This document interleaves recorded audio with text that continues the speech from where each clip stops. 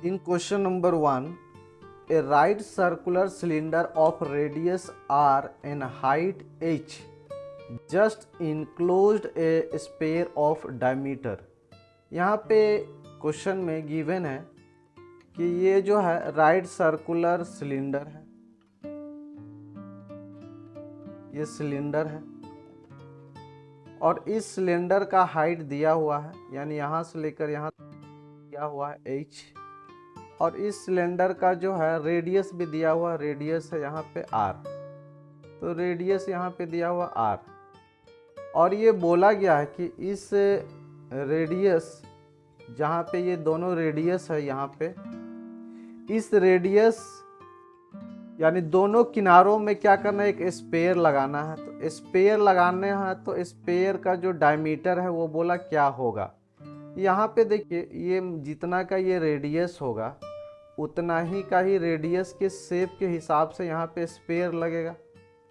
तो अब कहने का मतलब है कि जैसे अगर ये मान लीजिए नीचे का जो बेस है अगर सर्कुलर है, इसी के ऊपर अगर कुछ और हम लोग लगाना चाह रहे हैं तो ये जितना ये इसका डायमीटर होगा उतना ही सर्किल का भी होना चाहिए, उतना ही ये जो है जो भी लगा रहे हैं, अभी यहाँ पे हेमिस्फेयर है, हेमिस्फेयर लगा रहे हैं तो सेम होना चाहिए।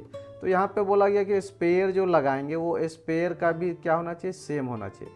लेकिन स्पेयर का यहाँ पे डायमीटर पूछा गया है, तो डायमीटर यानी रेडियस के लिए r लिखा गया है, तो डायमीटर क्या होगा, तो 2r होगा। तो इस क्वेश्चन का जो वर्बली हम लोग जवाब दे सकते हैं 2r होगा। इसमें कुछ करना नहीं था, बस आपको ये क्वेश्चन था कि क्वेश्चन में एक सिलेंडर दिया हुआ, सिलेंडर के दोनों किनारों में आपको एक स्पेयर लगाना है, स्पेयर का वो लगाना है, तो स्पेयर जो लगेगा उसका डायमीटर क्या होगा। तो जो रेडियस होगा सेम टू सेम उसका भी होगा, लेकिन यहाँ पे डायमीटर पूछा है तो रेडियस का डबल कर दीजिए, तो आंसर आपका 2r होगा।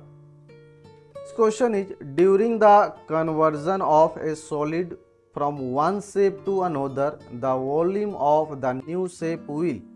यहाँ पे बोला गया है कि केवल शेप को चेंज किया जाए, यानी वॉल्यूम को क्या किया जाए, वॉल्यूम जो होगा वो सेम ही होगा, लेकिन शेप को अगर चेंज करते हैं तो क्या क्या हो सकता है। पहला चीज़ है यहाँ पे कि क्या क्या होगा। तो मान लिया जाए यहाँ पे अगर मान लिया जाए ये मटेरियल है, ये मटेरियल से ही कुछ और हम आकृति बनाते हैं तो शेप तो चेंज हो सकता है, यानी चेंज होगा शेप में, शेप चेंज हो सकता है, लेकिन इसका जो वॉल्यूम है वो वॉल्यूम सेम होगा। वॉल्यूम क्या होगा, सेम ही होगा।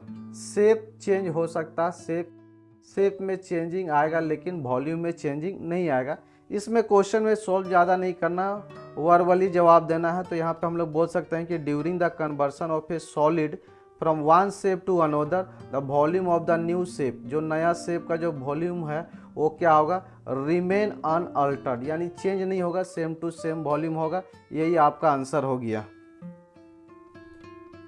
Question number 3, the volume of two spheres are in the ratio 64:27, the ratio of their surface area is। इस क्वेश्चन में दो स्पेयर का वॉल्यूम दिया हुआ है, दोनों स्पेयर का जो है ये V1 और ये V2 है, दोनों का जो है वॉल्यूम दिया हुआ है 64:27, और आपको बोला गया है कि इसमें सरफेस एरिया निकालिए क्या होगा। तो ये जनरली 1 नंबर का क्वेश्चन है, तो इसको बनाएंगे कैसे पहले वो देख लीजिए। तो 64 का और 27 का क्यू रूट आप लोग फाइंड आउट कर लीजिए। तो इसका क्यू रूट निकालेंगे तो इसका हो जाएगा 4 और इसका हो जाएगा 3, यानी ये जो हो गया r हो गया।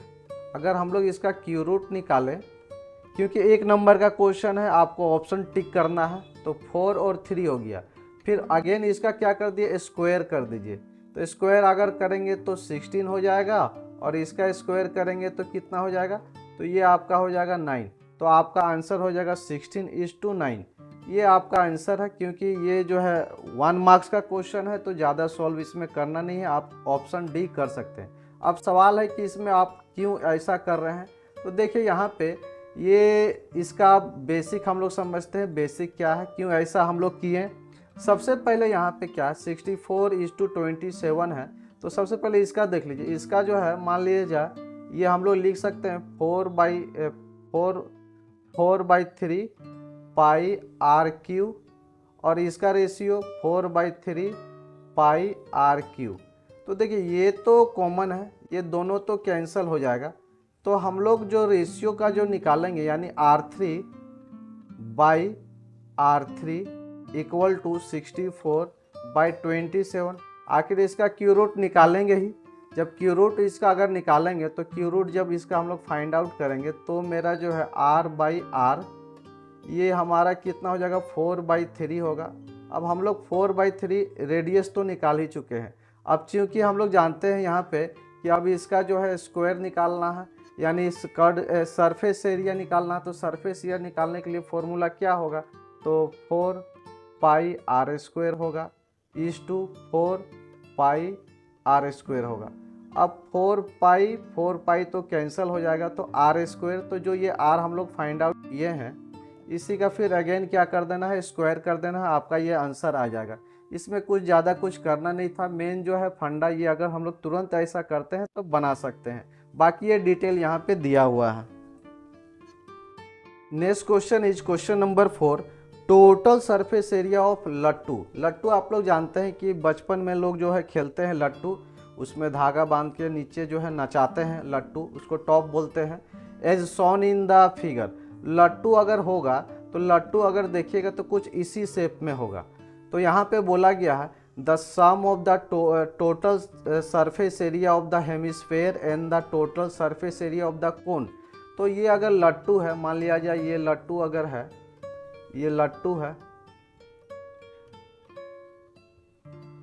और इस लट्टू का जो है बोला गया है कि टोटल सरफेस एरिया निकालना है। तो हम लोग यहाँ पे बोल सकते हैं कि ये जो क्वेश्चन ये बोला गया ये रॉन्ग क्वेश्चन है। यहाँ पे बोल सकते हैं कि ये गलत है। क्यों गलत है, क्योंकि हम लोग यहाँ पे ये कोन है तो कोन का कर्ड सरफेस एरिया चाहिए, लेकिन यहाँ पे लिखा हुआ total surface area of the cone, तो ये गलत है। टोटल सरफेस एरिया नहीं चाहिए, हम लोगों को क्या चाहिए, कर्ड सरफेस एरिया। तो कोन का क्या चाहिए, कोन का कर्ड सरफेस एरिया चाहिए, कर्ड सरफेस एरिया चाहिए, कर्ड सरफेस एरिया ऑफ कोन। और इसका भी हम लोग को क्या चाहिए, कर्ड सरफेस एरिया चाहिए। तो यहाँ पे बोलेगा टोटल सरफेस ऑफ द लट्टू। इस लट्टू का टोटल सरफेस एरिया अगर हम लोग को फाइंड आउट करना है तो फाइंड आउट करने के लिए हम लोग जो है इसका कर्ड सरफेस एरिया निकालेंगे और ऊपर जो दिया हुआ है उसका भी कर्ड सरफेस एरिया निकालेंगे, तो जाके ये हमारा total surface area find out होगा लट्टू का।